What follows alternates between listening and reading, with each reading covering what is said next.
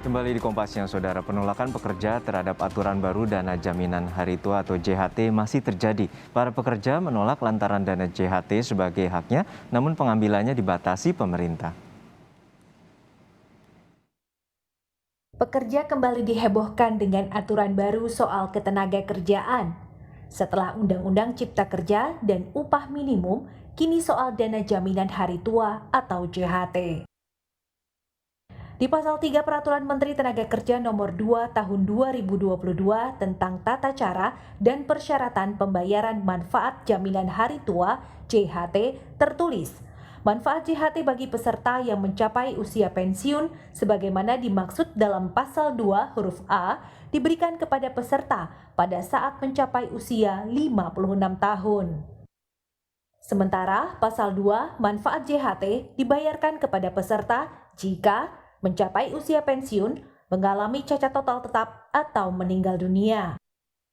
Padahal pada aturan sebelumnya, Permenaker Nomor 19 Tahun 2015, dana jaminan hari tua bisa diklaim 1 bulan setelah pekerja mengundurkan diri dari tempat bekerja. Sontak, aturan baru pengambilan hak pekerja ini dikritik. Anggota DPR Komisi 9, Saleh Partaunan Daulay, menilai apa yang dilakukan pemerintah melanggar konstitusi. Lantaran, Permenaker tak boleh dibuat saat Undang-Undang Cipta Kerja sedang direvisi berdasarkan putusan Mahkamah Konstitusi bahwa undang-undang tersebut inkonstitusional bersyarat. Itu rujukannya adalah Undang-Undang Ciptaker, ya toh. Sementara Undang-Undang Ciptaker ini sampai sekarang kan masih inkonstitusional bersyarat. Nah sekarang kemudian ada Permenaker, turunan daripada apa itu tadi, Undang-Undang Ciptaker itu tidak boleh mengeluarkan apa aturan strategis ya yang berkenaan dengan ini gitu loh. Ini kan dikasih waktu ruang itu 2 tahun bagi pemerintah dan DPR untuk memperbaiki undang-undang itu. Saleh juga menilai dana JHT merupakan hak pekerja, sehingga tak sepatutnya pemerintah menahan pencairan hak pekerja hingga usia pekerja 56 tahun. Ada orang kerja, Pak, dari umur 25 tahun, tahu-tahu dia diberhentikan pada usia 45 tahun. Lalu berapa puluh tahun lagi dia akan nunggu untuk mencairkan uangnya itu. Nah, ada jaminan nggak bahwa uangnya itu misalnya nanti bisa membuat dia bahagia, sejahtera, kaya, dan seterusnya. Kan nggak ada juga. Nah, itu kan uang mereka gitu. Presiden Konfederasi Serikat Pekerja Indonesia, Said Iqbal menilai, lagi-lagi pemerintah meninggalkan pekerja dalam perumusan sebuah kebijakan yang menyangkut kepentingan orang banyak. Ukurannya adalah di tripartit nasional dan tripartit daerah. Nggak ada keterlibatan pembahasan Permenaker nomor 2 tahun 2022. Padahal dana yang ditahan pemerintah adalah hak pekerja yang dijamin bahkan sesuai standar Organisasi Buruh Internasional atau ILO. Dan jaminan hari tua berbeda dengan pensiun yang menimbang kecukupan dana negara. Itu tabungan sosial, bukan pensiun. Beda dengan pensiun.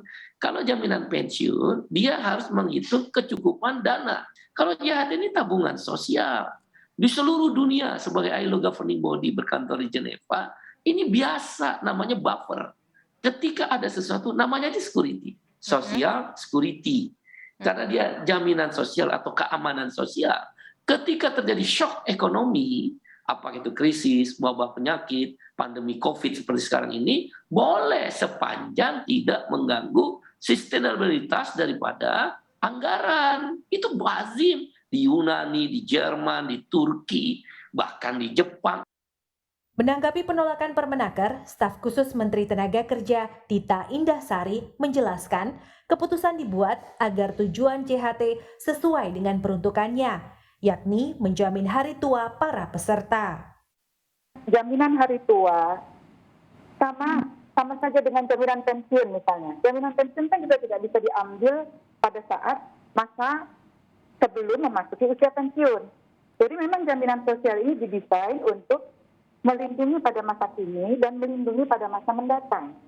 Jadi menurut saya masih ada 3 bulan waktu pemerintah, karena ini akan berlaku bulan Mei, tanggal 4, masih ada waktu 3 bulan bagi pemerintah untuk menjelaskan, mensosialisasikan ini dan memberi pengertian pada Mbak Mira dan teman-temannya. Lalu, bagaimana tanggapan para pekerja? Kurang setuju ya, karena itu kan harusnya hak kita seharusnya terserah kita bisa dicairin kapan, nggak harus nunggu sampai 56 tahun. Karena itu juga kalau misalnya kita ada butuh sesuatu kan ya terserah kita kapan harus nyairinya, nggak harus nunggu cacat atau 56 tahun gitu. Keberatan Kak, soalnya khususnya buat aku ya karyawan kontrak kan sebelum 56 tahun aku nggak bisa ambil jaminan JHT-nya, dananya, jadi menurut aku kurang efisien aja sih. Kelamaan banget nunggunya. Aturan baru JHT ditetapkan Menteri Tenaga Kerja Ida Fauziah pada 2 Februari 2022 dan dimasukkan lembar negara pada 4 Februari 2022. Dan peraturan ini mulai berlaku 3 bulan setelah diundangkan, yakni 4 Mei 2022. Masih ada waktu bila Kementerian Tenaga Kerja melakukan evaluasi menanggapi penolakan para pekerja yang resah karena dananya ditahan negara hingga usia tertentu. Tim Liputan Kompas TV. Sudah bergabung lewat sambungan Zoom dua narasumber saya siang hari ini. Sudah ada Dita Indasari, staf khusus Menteri Tenaga Kerja, dan juga Agus Pambagio, pengamat kebijakan publik. Selamat siang Mbak Dita, Pak Agus. Semoga dalam kondisi sehat-sehat selalu. Halo, selamat siang Mas Prabu. Ya. Mas siapa nih? Maaf. Juno dari Kompas TV. Mas Juno, Mbak Dita. Ya. Saya sapa Mbak Dita dulu ya, Pak Agus. Mbak Dita, ini apa saja latar belakang dan juga perubahan dari aturan ini sehingga ditetapkan menjadi Permenaker bahwa JHT ini hanya bisa dicairkan pada usia 56 tahun? Iya, sebentar. Pertama, memang kita berpedoman pada Undang-Undang SJSN nomor 40 tahun 2004, Sistem Jaminan Sosial Nasional, di mana undang-undang itu menyatakan bahwa jaminan hari tua itu adalah uang tunai yang dibayarkan pada saat masuk usia pensiun. Artinya Permenaker 2 tahun 2022 ini dasarnya adalah undang-undang. Ya, dia tidak keluar, tidak kurang, tidak lebih patuh pada Undang-Undang 40 tahun 2004. Yang kedua, kita ingin mengembalikan jaminan sosial hari tua pada hitohnya, yaitu memang itu untuk hari tua, bukan untuk masa muda. Lalu teman-teman serikat pekerja, teman-teman pekerja mengatakan bahwa mereka butuh menarik JHT ketika mereka di PHK karena mereka tidak punya uang cash untuk melanjutkan kehidupan. Nah, karena kita paham situasi ini, makanya kita desain juga jaminan kehilangan pekerjaan, di mana teman-teman yang ter-PHK akan mendapatkan uang tunai selama 6 bulan, sehingga mereka tidak perlu menarik uang tabungannya yang di JHT tadi. Biarlah JHT menjadi masa depan dan JKP serta uang pesangon menjadi masa kini. Nah, saya juga perlu luruskan bahwa JHT itu bisa diambil 10 tahun setelah mengiur pertama. Ya. Jadi misalnya kita mulai mengiur umur 25, kita bisa ambil di umur 35 sebesar 30% dan 10% untuk kebutuhan lain di luar perumahan. Serta kalau ternyata pekerja meninggal atau mengalami cacat total tetap, itu bisa langsung diambil. Jadi tetap ada diskresi, ada pengecualian, tidak seluruhnya hanya bisa diambil di usia 56. Ini juga perlu dijelaskan supaya teman-teman paham bahwa tetap ada pengecualian dan relaksasi di dalam Permen 2 2022 itu. Ya, Mbak Dita, ini juga ada yang menyebut bahwa proses perubahan peraturan Permenaker ini secara diam-diam. Apakah benar demikian? Apakah juga pihak Kemenaker telah melibatkan sejumlah elemen, terutama elemen buruh maupun kelas pekerja terkait dengan Permenaker ini? Ya, pertama jelas Lembaga Kerjasama Tripartit Nasional itu kita sudah sampaikan dalam rapat di lembaga tripartit. Tripartit itu berisi Apindo, pengusaha dan serikat pekerja serta pemerintah. Kita sampaikan rencana ini. Pada prinsipnya teman-teman serikat pekerja di tripartit sepakat, cuma memang masih ada perbedaan apakah bisa dicairkan 10 tahun pertama atau 5 tahun pertama. Itu perbedaannya. Tapi prinsip mengembalikan ini ke kitohnya sebagai jaminan masa depan itu pada umumnya sepakat. Yang kedua, kita konsultasi dengan Dewan Jaminan Sosial Nasional DJSN, di mana di dalam DJSN juga ada perwakilan 2 konfederasi besar. Posisi mereka mendukung pemerintah. Yang ketiga, kita sampaikan, kita konsultasikan, kita diskusikan di rapat dengar pendapat di DPR pada bulan Juli dan pada bulan September. Memang DPR belum menyatakan kesetujuan atau penolakan, tapi artinya ini sudah kita sampaikan, kita konsultasikan supaya DPR juga memberikan pikiran-pikirannya kepada kami. Itu sudah. Baik. Untuk saat ini proses yang saat ini tengah berlangsung dan juga ini pemerintah mengklaim bahwa ini menjadi jaminan hari tua nanti dan dapat dicairkan 10 tahun ke depan, terutama 30% pertama bila untuk keperluan lainnya selain perumahan. Baik, kami akan menyapa Pak Agus Pambagio, pengamat kebijakan publik. Seperti apa tanggapan Pak Agus terkait dengan Permenaker ini? Begini, ini Permenaker 2 2022 ini kan ada problem menurut saya di komunikasi publiknya. Karena begini, teman-teman itu kan khawatir kalau dia di PHK tidak bisa mengambil uang JHT-nya seperti yang sudah terjadi sekarang. Nah, tadi Mbak Dita juga bilang bisa kalau sudah 10 tahun nanti 30 sama 10%. Nah, atau waktu itu saya kemarin kalau tidak salah saya dengar di stasiun televisi juga akan ada aturan baru yang tetap dapat uang dari inilah iuran JHT ini sekian persen. Nah, pertanyaan saya adalah itu kan mengambil dari jatah JHT-nya. Nah, kenapa hanya boleh diambil 30-10 itu tadi? Tentu itu akan memberatkan atau mungkin sudah dijelaskan belum kepada teman-teman konfederasi itu. Karena saya tadinya berpikir, oh itu akan ada aturan baru yang tidak mengurangi JHT-nya nanti. Atau ada beret baru bahwa ada iurannya dari sumber mana. Tapi ternyata yang diambil sebagian itu asal sudah 10 tahun dari JHT. Ini yang komunikasi yang belum jelas ini tentu harus dijelaskan. Tetapi memang ini uang pekerja, jadi kapanpun dia mau ambil ya harusnya bisa. Memang pemerintah memikirkan ketika nanti tua uangnya sudah habis bagaimana? Ya menurut saya ya itu sudah tanggung jawab masing-masing menurut saya. Persiapan pemerintah sih betul, tetapi persoalannya adalah perut ini harus diurus ketika dia kena PHK. Kalau kita mengandalkan pesangon dari perusahaan belum tentu juga dapat dan belum tentu juga uangnya sesuai dengan perjanjian kerja antara serikat pekerjanya dengan perusahaan. Jadi ini memang satu hal yang harus dijelaskan dengan baik dan kalau memang ada putusan lain, Permenaker yang lain, tolong mengeluarkannya sama-sama gitu, supaya tidak membingungkan. Itu dari saya. Ya, dalam artian bahwa Anda melihat inti dari Permenaker ini adalah sebuah kebijakan strategis dan juga merujuk pada Undang-Undang Ciptaker yang saat ini masih secara harus direvisi karena berdasarkan Mahkamah Konstitusi, institusi konstitusional bersyarat. Betul, itu sisi lain. Kan ketika undang-undang payungnya itu sedang bermasalah atau berperkara atau sedang diminta untuk direvisi, tentu peraturan-peraturan perundang-undangan di bawahnya itu belum bisa ditetapkan mengacu kepada UJK tadi. Kalau mengacu pada Undang-Undang Ketenagakerjaan masih bisa. Nah ini yang menjadi kesulitan dari pemerintah saat ini ketika undang-undang itu disahkan kalau harus di judicial review dan disetujui oleh MK. Ini memang polemik di pemerintahan sehingga tadi saya katakan, nah itu acuannya mesti jelas ketika memang tidak boleh diambil sampai usia 56 tahun, lalu bagaimana? Harus ada peraturan yang lain lagi yang menunjang, yang ini belum lihat tapi baru sekedar diumumkan, tentu ini dengar 56 tahun saja pekerja pasti sudah ngamuk, karena uangnya tidak bisa diambil, belum tentu lagi nanti ketika umur 56, uangnya di BPJS ada. Karena kan BPJS juga menginvestkan uang itu ke sektor-sektor komersial lainnya. Nah ini juga menjadi pemikiran yang harus dipikirkan oleh pemerintah. Baik, tanggapan Anda Mbak Dita terkait hal ini? Ya, yang pertama dasar dari Permenaker ini sebetulnya adalah Undang-Undang 40 tahun 2004 tentang SJSN.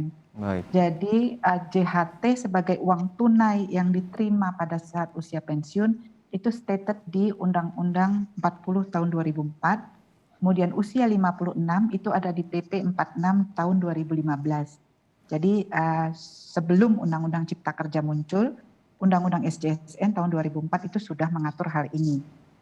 Itu yang pertama, supaya ada penjelasan. Yang kedua, soal kekhawatiran teman-teman pekerja bahwa ini kok terlalu lama sih baru boleh ngambil. Kita tidak mungkin menggeser JHT, mengembalikan ke kitohnya kalau kita tidak siapkan bantalannya. Bantalannya bernama JKP, Jaminan Kehilangan Pekerjaan, yang saya sampaikan beberapa kali. Jaminan kehilangan pekerjaan ini adalah jaring pengaman supaya teman-teman yang ter-PHK, kalau yang dapat pesangon, itu tentu memang harusnya dapat pesangon. Tapi kan dalam praktek sering pesangonnya tidak dapat atau kurang. Nah, JKP itu hadir untuk melengkapi itu, sehingga 6 bulan pertama pasca di PHK, teman-teman itu masih punya uang untuk basic needs. Kami tidak akan mungkin menggeser JHT ini kalau JKP nggak ada, karena kami tahu mereka perlu itu. Dan yang ketiga, ada pertanyaan juga, loh kami tuh selama ini menarik dana JHT untuk buka usaha setelah di PHK, gitu ya. Nah, kalau untuk buka usaha, memang itu bukan ranahnya Jamsos, itu ranahnya Bansos, bantuan sosial, UMKM, BLT, ya, di mana itu adalah program pemerintah di hampir seluruh kementerian, termasuk Pemda, untuk modal wirausaha. Jadi tidak perlu mengambil uang pribadi, JHT, ambil saja uang di kementerian, lembaga, dan Pemda, uang negara yang memang diperuntukkan untuk itu. Jadi JHT tetap aman, teman-teman yang mau berwirausaha mungkin nggak mau kerja lagi, dapat modal wirausaha, teman-teman yang masih mau bekerja, dapat uang pesangon, dapat uang jaminan jaminan kehilangan pekerjaan, serta mendapat akses pelatihan selama masa tunggu sebelum dia bekerja.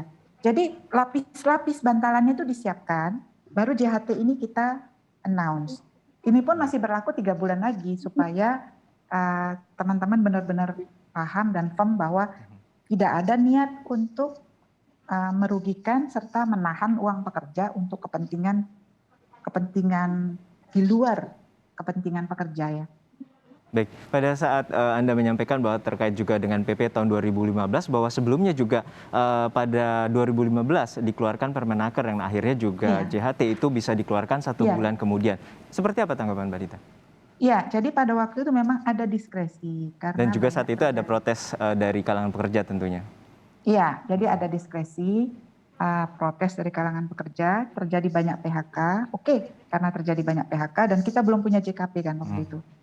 Ya sudah, JHT inilah menjadi cantolan pekerja, 1 bulan setelah di PHK boleh ambil JHT. Tapi begitu ada JKP, kita nggak mungkin redundancy kan, Pak, Mas. Jadi nanti kalau JHT tidak dikembalikan, tapi juga ada JKP, berarti korban PHK mendapatkan JKP dan JHT, serta pesangon lah ya.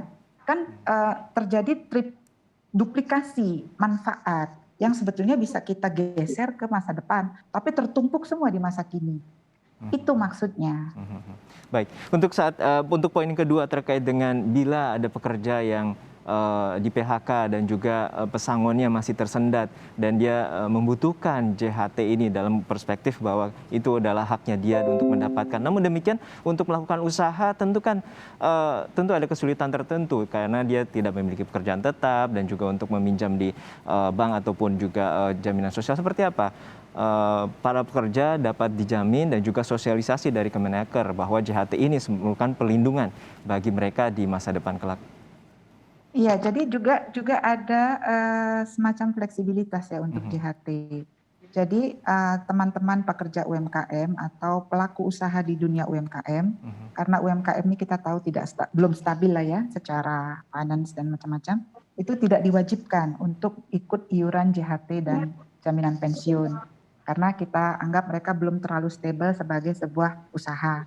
Tapi perusahaan besar dan menengah itu wajib memberikan JHT dan JP bagi teman-teman pekerjanya.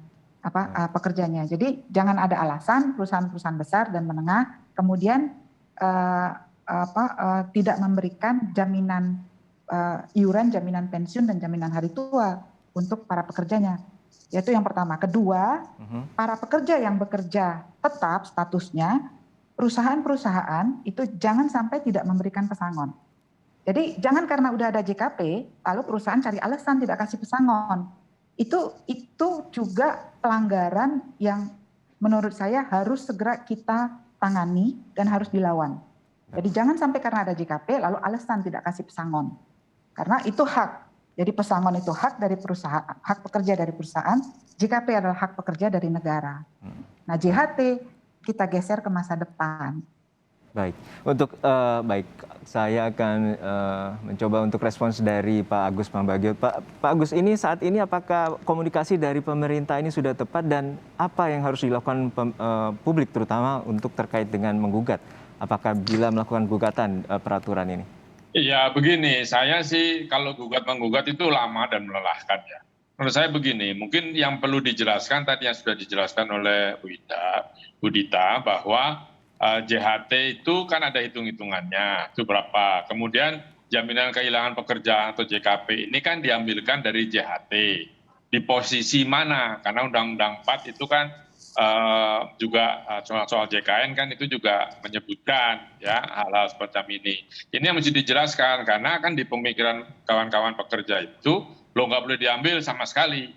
Kan belum tahu ada JKP gitu ya. Pasti emosional saja. Diambil nggak baru 56 sudah marah ya. Nah ini yang komunikasi harus disampaikan.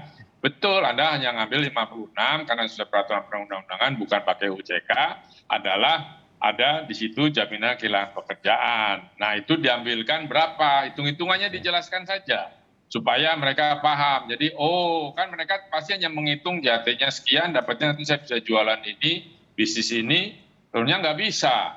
Ternyata ada JKP. Nah JKP-nya ini yang harus dijelaskan kapan saja dia boleh mengambil 10 tahunkah, kemudian kalau kurang dari itu bagaimana, karena kan gaji mereka dipotong setiap bulan. Ini hal-hal semacam ini yang harus dijelaskan komunikasinya. Oh iya ada satu lagi, JKP itu perlu nggak peraturan menteri lagi? Saya pikir perlu, supaya jelas bahwa dari JHT diambil sekian persen, 30 atau berapa, itu ada dasar hukumnya. Jadi semua jelas, ini yang belum jelas kan begitu cuma dengar 56 tahunnya. Padahal di dalamnya ada hitung-hitungan yang perlu dijelaskan. Saya rasa itu saja dan nggak perlu harus ke pengadilan dan mungkin dipanggil saja Menteri Kemenaker Bu Ida panggil saja, itu semuanya bilang sampaikan, ya ini nggak ada yang dikurangi, cuman Anda bisa ambil kalau Anda di PHK gitu. Baik. Artinya untuk saat ini pola komunikasi dari pemerintah kepada pihak-pihak terutama elemen masyarakat, kalangan buruh dan kalangan pekerja yang harus lebih disosialisasikan lebih dalam. Mbak Dita, untuk saat terakhir sosialisasi ini akan berjalan hingga bulan Mei, benar demikian? Iya, sudah mulai. Jadi wajar kalau teman-teman bikin petisi dan kemudian marah ya. Karena memang kan baru saja dikeluarkan 4 Februari, jadi baru 10 hari. Sementara beritanya menyebar cepat sehingga banyak spekulasi uang ini akan dipakai untuk ini itu. Nah jadi kami akan dalam waktu 3 minggu ini kita akan all out untuk menyampaikan, memberi pengertian. Mudah-mudahan media juga mendukung ya, kita memberikan ruang bagi pemerintah untuk di medsos kampanye dengan baik. Baik. Ya juga di medsos itu kan kecepatan jempol itu kadang-kadang pemerintah itu salah dengan jempol netizen itu loh. Ya. Nah satu lagi nih saya mau sampaikan bahwa JKP itu tidak mengambil apapun dari JHT, itu 2 program yang berbeda. JKP itu adalah kombinasi dari anggaran dana operasional awal pemerintah 6 triliun, kemudian pemerintah mengiur setiap bulan sesuai jumlah anak yang ter-PHK, serta ada rekomposisi dari JKK dan JKN. Jadi tidak ada iuran baru untuk JKP baik dari pengusaha maupun pekerja. Juga nggak ada kaitannya dengan JHT. Itu yang perlu. Itu baik, dinantikan bagaimana komunikasi dari pemerintah bagi masyarakat terkait dengan JHT ini dan juga tidak menimbulkan keresahan bagi kalangan pekerja. Terima kasih Dita Indah Sari, staf khusus Menteri Tenaga Kerja, dan juga Agus Pambagio, pengamat kebijakan publik telah berbagi bersama kami. Sehat-sehat selalu ya, Bu Mbak Dita dan juga Pak.